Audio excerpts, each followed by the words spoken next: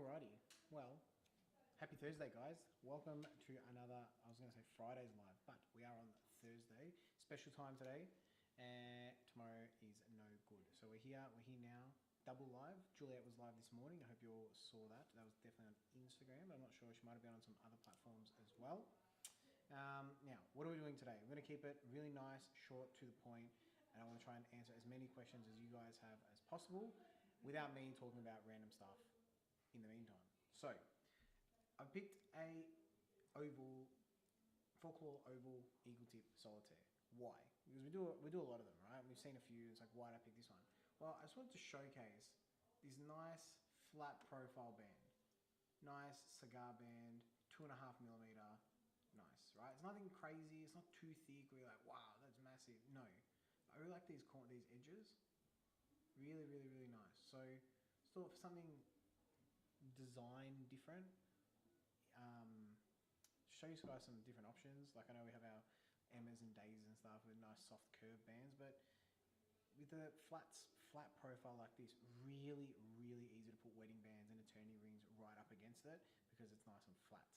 And plenty of space in here for a ring, for your wedding bands and eternities. So I really like this, this profile, this ring. This is one of our newer rings. This is Nikita. So you'll be able to see that one on our website. But before I keep yapping and holding it in my hand, let's get it in our ball vise. Got our ring nice and wrapped up to protect it. It's super, super great having you guys jump on and engage so that it keeps the whole thing interesting. And I want to make sure anything you guys want to know, we can get the answers for. So I'm going to start, as always,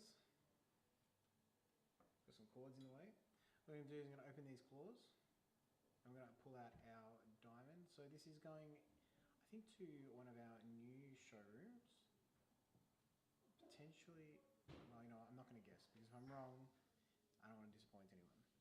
So open out our ring. Let's have a look. So it's a DVS1, 2.14 carat. Let's have a look here. Oh, this looks actually really nice. Something a little bit different going on here with this cut. Let me have a look. Maybe it's just me.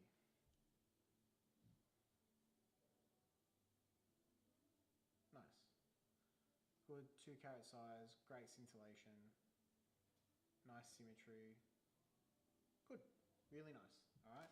And what was that? There was a DVVS one, sorry. Extra nice, extra premium. So, now that I've got the stone in my hand, let's put it in our setting and have a look how it's going to sit. As always, it sits pretty nice straight from the get-go because all of our CADs are made to fit the specific stone as opposed to having generic sizes and having to cut them and modify them too heavily to make our stone fit. Now, in saying that, I am going to cut this stone, this setting anyway. And the reason is not because it's the wrong setting or it's the wrong size. It's actually because I just want to, it's hard to mimic every facet. So you can get the length, the width, the height, all that kind of stuff.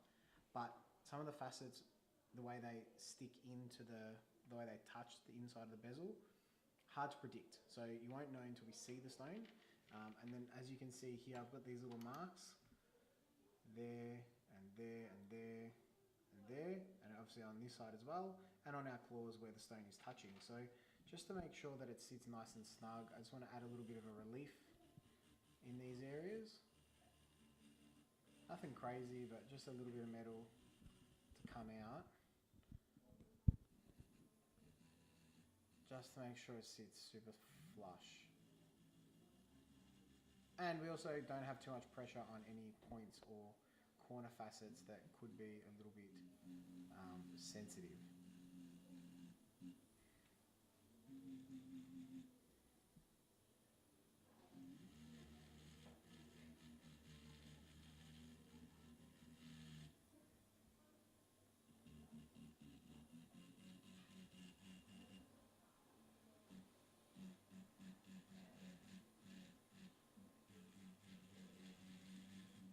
Now for this one, I am going in with a steel ball burr. It's brand new, it's nice and sharp. You can see how easily it cuts away, which is really good because I can then only have to touch it really, really lightly. Don't have to press too hard. If it's a little bit blunt, you're trying to force it. You can slip and it can run around and really make a mess of it, which is not ideal. What I'll do is I'll just cut these bearings for the claws, just so that when we can put the stone in again, just have a look exactly where it's sitting and what's going on. And we can have a look at a few different areas all at the same time.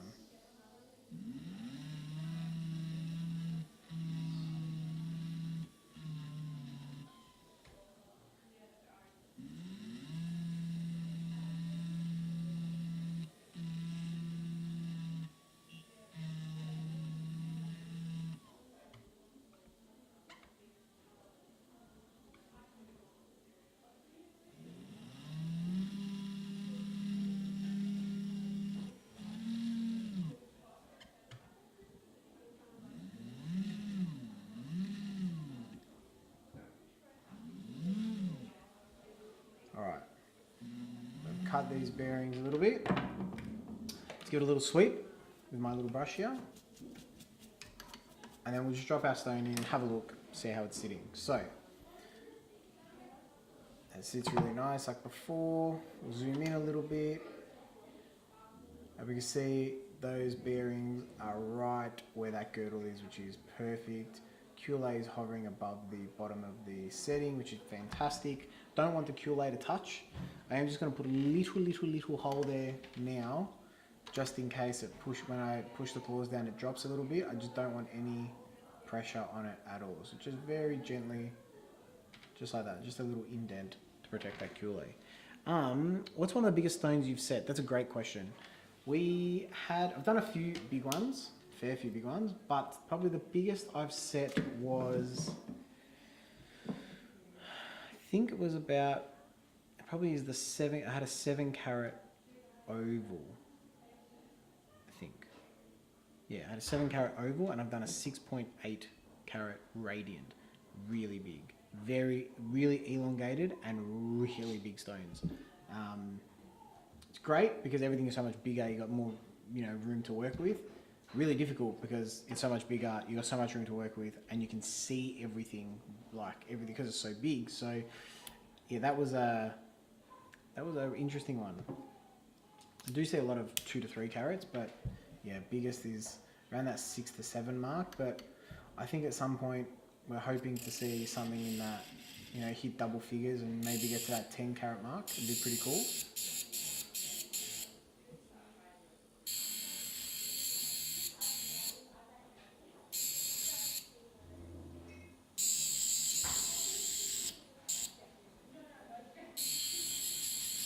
Alright, so I'll take off the inside of these claws to make sure that they sit nice and flush on the stone.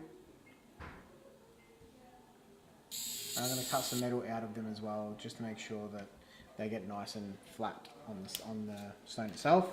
And then I'm going to clean up the inside of the band. What's your thoughts about Trilogy design? Great question, Trish. Really, I think they're fantastic. I really like them. I like the supporting feature of 2 side stones with the center stone. Kind of just spreads the whole design out. If you go an elongated stone in the middle and something that tapers on your sides as a trilogy, really nice as well. Like half moons with a elongated something. Yep. So yeah, that's a really great question. Definitely go for a trilogy. If you're thinking about it, do it. Really nice. Another one here. What size is this one? Is a 2.1 carat oval. So just over 2 carats, which is such a really nice size actually. So universal. Big enough that you really appreciate it, but not too big where it gets caught on everything you do and everything you wear, which is great. So that's the other thing you want to consider, is how you're going to wear it. So what's this one? 10.5 by 7 millimeters. Pretty good. Really nice. I like that ratio, which is about a 1.46 ratio, which is right up there with one of my, but that's probably my choice of ratio as well, maybe 1.5. Does the size of the halo changing depending on what carat the center stone is? We talking now. If we're talking about the halo itself, it will get a little bit deeper, a little bit wider to manage the stone. But the stones don't usually get any bigger, so it will get bigger this way, but not that way. So you know where the stone section is. Actually, I'll just show you here. It might be a little bit wider this way, but not deeper this way. Try not to go too big on those halo stones because you also have to factor in how deep they are. And if you want the halo hidden, then you know it's really, you can only go so big before you need that depth. Then you're getting too close to your center stone, as well as the fact that it's going to stick out. To not touch the center stone with your cuelays of your smalls, your melee stones, it has to be wider, and then you're going to see the halo from the top down, which a lot of people don't want to see a hidden halo.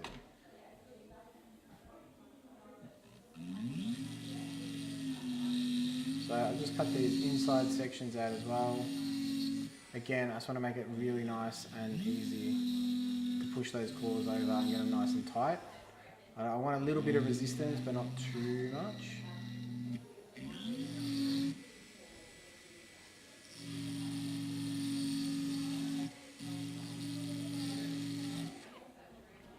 Alright. I'm just going to clean the whole thing up with actually, I'm just going to adjust these quickly.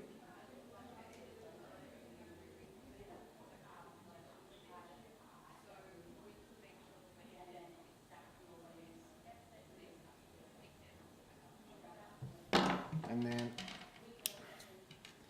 I run back in here with my little bullet burr, a little bullet silicone wheel to clean it all up.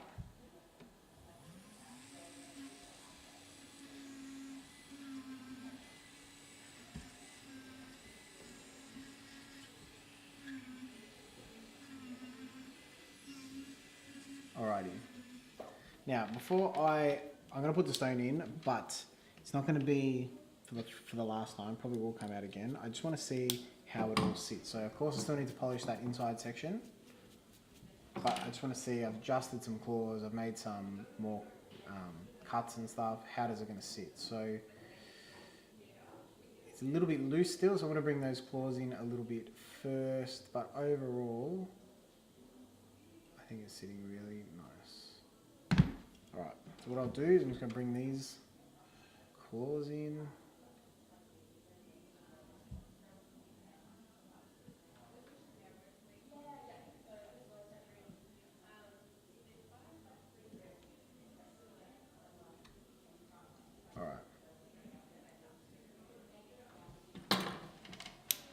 Let's grab another question here as well. Is there a particular stone shape that is harder to set? Great question. For me personally, I would say,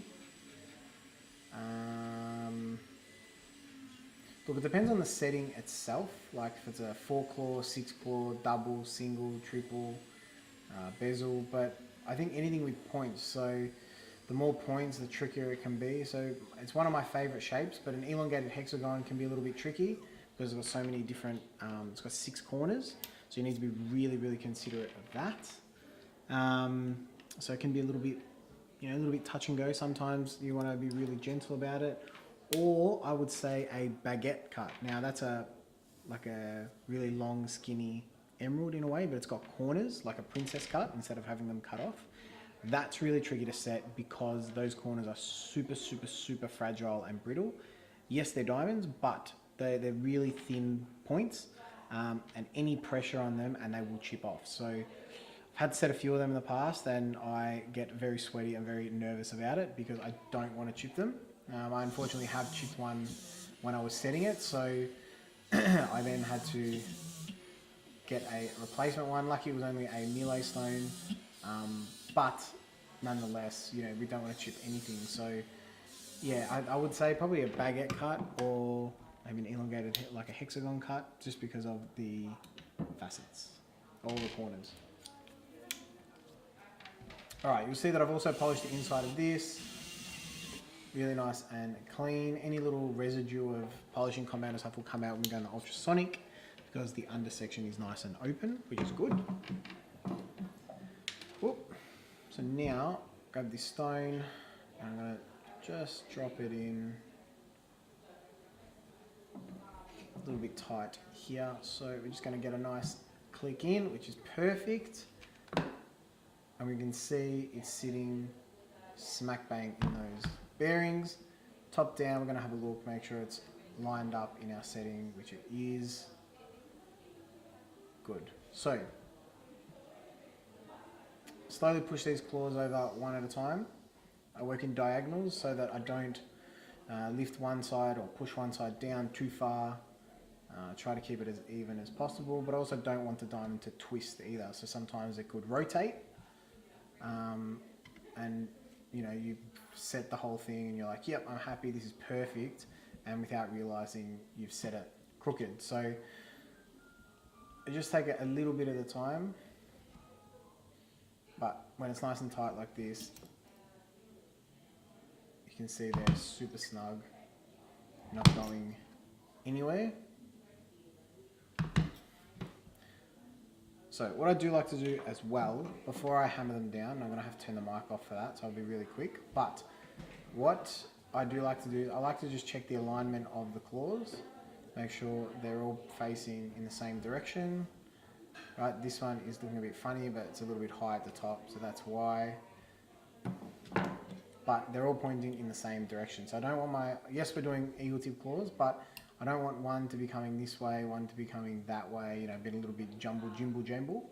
So nice and straight. What I'm going to do now, quickly turn the mic off.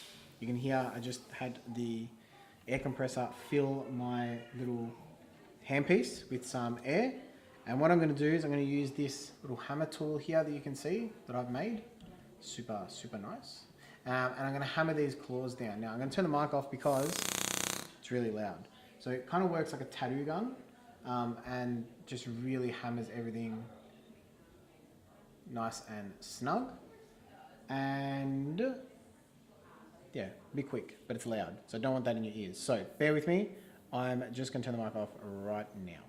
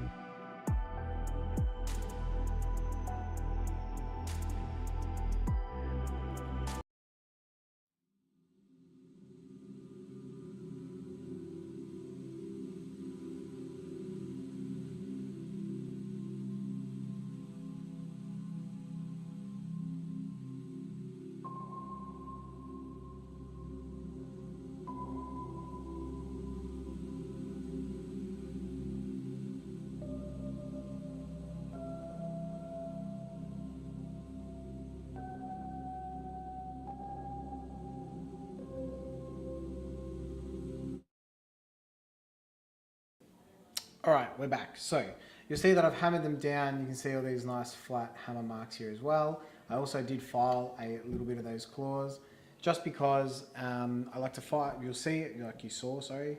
I hammer them down, I file them into a rough shape, and then I hammer them again just to make sure they're super compressed. So when there's more metal, harder to get it to do what you want. So I do a little bit, cut some, and then do a little bit more of the hammering. Now I'm just going to get that final shape of those side profiles correct.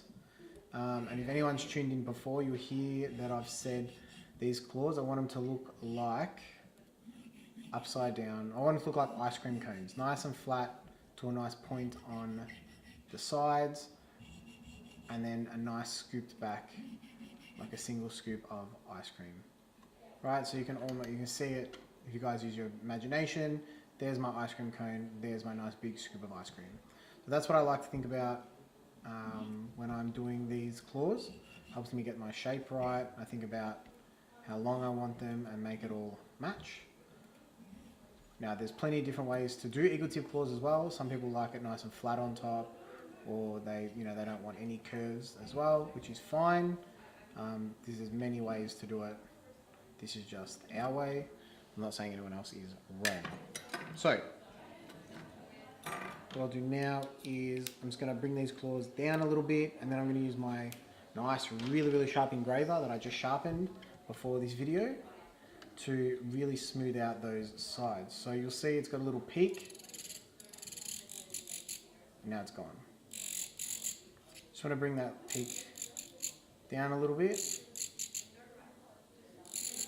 so it really sits nice and tight on the stone. So that I can now go in with my nice little flat sharp engraver and just clean up the sides. Look at that, like a mirror polish, which is great. It means our cleanup after when I take the ring out is going to be super fast, and helps keep, this is nice and flat and straight, so helps keep it straight. Sometimes when I'm using my little rotating tools, which you'll see, it's really easy to get curves, especially when you have flat sections.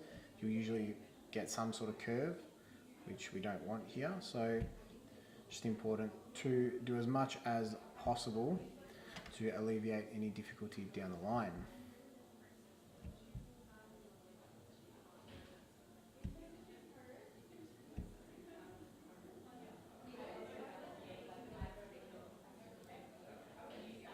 And you'll see, especially on this one, I've got the bottom nice and flat and like an absolute mirror, super high polish. But I'm not too worried about up here. And the reason for that is I'm going to, like I said, come in with my little rotating discs and cleaning like silicone wheels and stuff to clean the whole thing up. So I'm gonna end up rolling that over to a nice curve on top anyway. So I'm not gonna stress too much about cleaning it up now, because I'm gonna come back in after and probably get rid of it. So just really focused on the bottom section of the claws where they're touching the diamond, making sure that's nice and clean.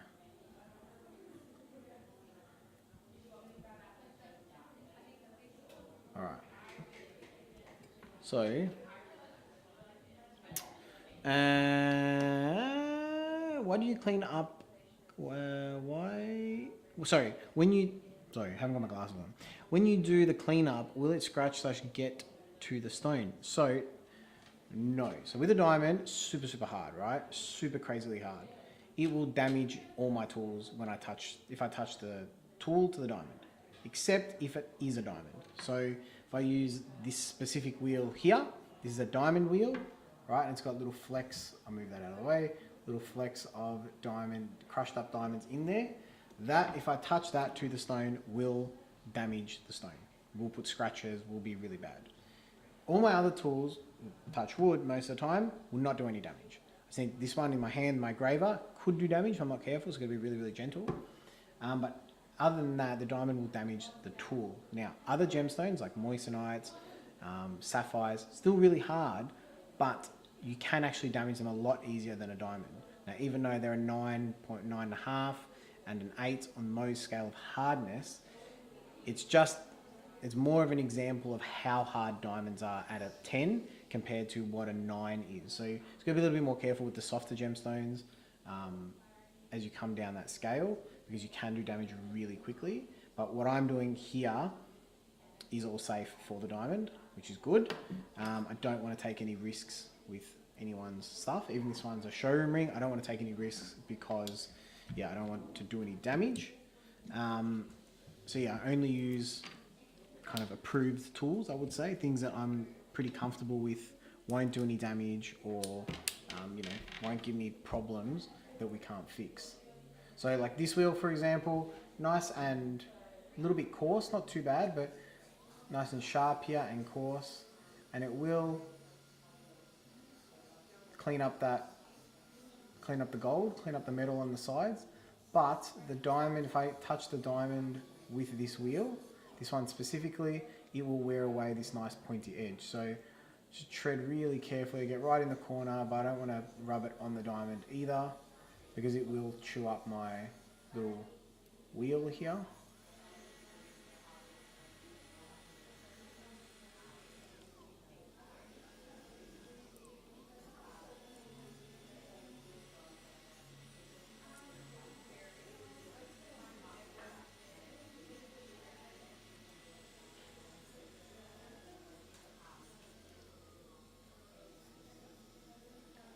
Now, like I said before, I wasn't too worried about the top section, because that will get cleaned up with this here, but you will see when I go with a wheel, these flat sections are going to get nice soft curves on top. They're really mimicking that eagle tip claw. Alright, nice and pointy, which is great. I'm going to swap over from this really sharp one to a nice soft flat round one, if that makes sense. It's a big round wheel, but flat on the side that we're going to use, and I'm just going to roll these edges over. So not too much, because they're really, really gentle. You can see all this little dust and stuff on the diamond. That's all the compound of the wheel that I'm using, breaking up as I'm using it. So we're lucky here, definitely no damage to our stone.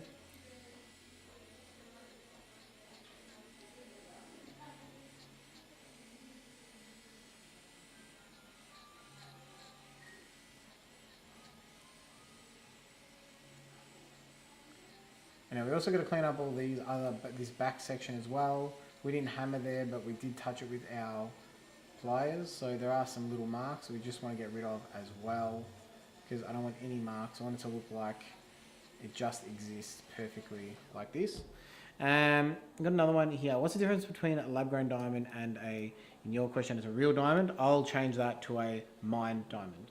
The only difference in the two of them really is their origin. So lab-grown diamonds are, as the name suggests, in a lab, and mined diamonds therefore come from a mine. Other than that, they're chemically, optically, physically, everything is the same. They're the same material made up of the same compound, same molecular structure. All the science is exactly the same, except one came out of the dirt and the other one is made with some of the most cutting edge bits of science I've ever heard of. Yeah, for me, that's our main difference. That really is the biggest difference. They are real diamonds. Lab diamonds are real diamonds. I've done a whole video on that as well, if you want to have a look at that in our feed. But there are people out there that will tell you that they're not. That's their opinion. That's okay. But science says they are real.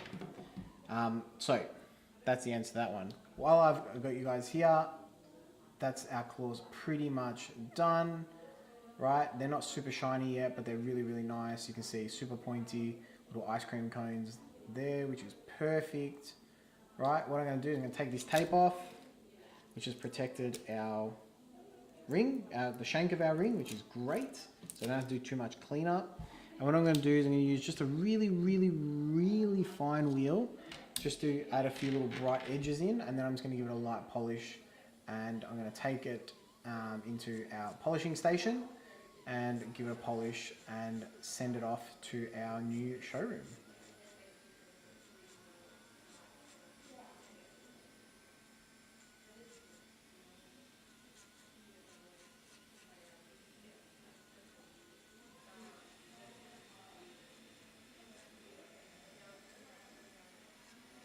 You see this wheel is really, really fine.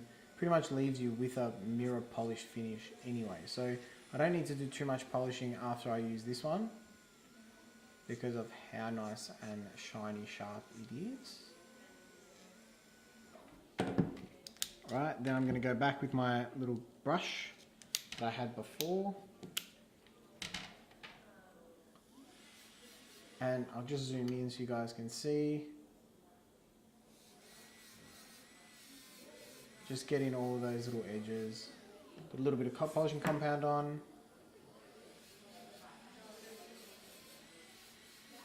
Look at that. Look at that mirror. Really happy with that. Give under here a bit of a polish as well.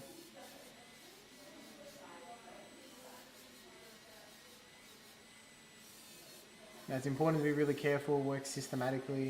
You don't want to get all this way to the end and then start getting crazy with the polish, because you can destroy those claws really quickly when you're polishing. So I like to go in with this little brush instead of using the big wheel on these little claws, because little claws, little wheel, big pieces of jewelry, bigger, the shank, need a big wheel. That's a good way to think about it.